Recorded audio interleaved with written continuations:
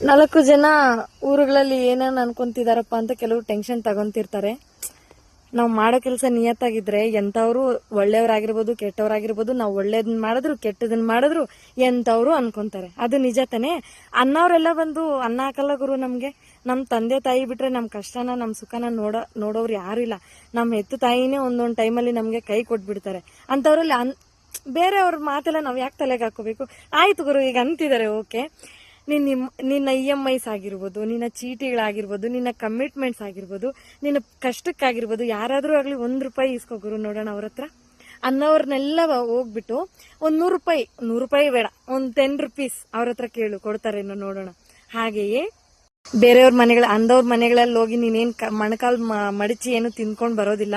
ನಿನ್ ಕಷ್ಟ ಆಯ್ತು, ನಿನ್ ದುಡಿಮೆ ಆಯ್ತು, ನಿನ್ ಜೀವನ ಆಯ್ತು ಅಷ್ಟೇ. ಅನ್ನೋರೆಲ್ಲ ನಾವು ತಲೆಗೆ ಹಾಕೋಬಾರ್ದು ಗುರು, ಸುಮ್ನೆ ತಲೆ ಕೆಟ್ಟೋಗುತ್ತೆ. ನಿಜ ತಾನೇ?